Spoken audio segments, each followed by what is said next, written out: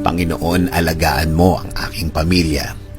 Panginoon, maraming salamat sa mga bagong blessings na hatid ng araw na ito. Alam ko, Lord, na marami ka na namang pagpapala na ibibigay sa akin. Tulad na lang ng nagising ako sa araw na ito. Ito pa lang, alam kong may plano ka pa para sa akin. At alam ko, Lord, na lahat ng plano mo, lahat ng bagay na gusto mong gawin sa buhay ko, ikakaganda ng aking buhay.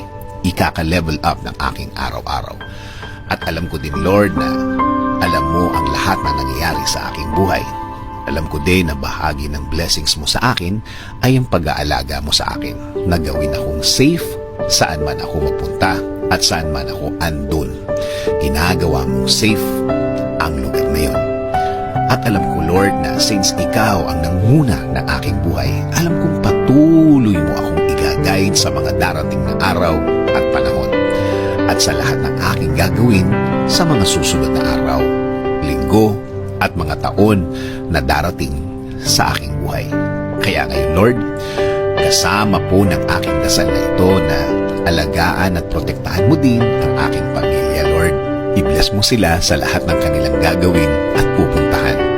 Patuloy niyo silang i-guide at gagawing blessed kahit saan man sila mapunta. At alam ko din, Lord, na meron ka ding magandang plano para sa kanilang mga buhay. Alam kong i-guide mo din sila sa araw na ito. At patuloy mo silang babantayan sa lahat ng pagkakataon ng kanilang buhay. Patuloy niyo pong pasukin ang aming mga buhay.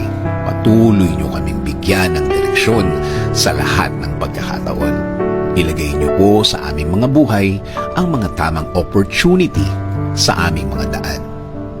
Bigyan niyo din po kami ng guidance sa lahat ng aming gagawin sa araw na ito at sa mga susunod.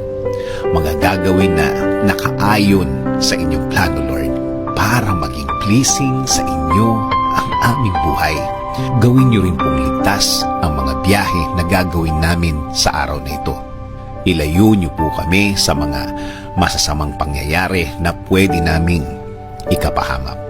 Ilayo niyo rin po kami sa mga taong gumagawa at nagpaplano palagi ng masama sa kanilang mga kapwa. Huwag niyo pong hayaan na matupad ang masamang nasa isip nila. Lord, kayo na din po ang bahala sa aming bayan. Ilayo niyo ang aming bayan sa kahit na anumang sakuna. Paunlarin niyo po ang bansang Pilipinas at lagi niyo pong gawing safe ang lahat ng Pilipino sa mundo. In Jesus' name I pray. Amen.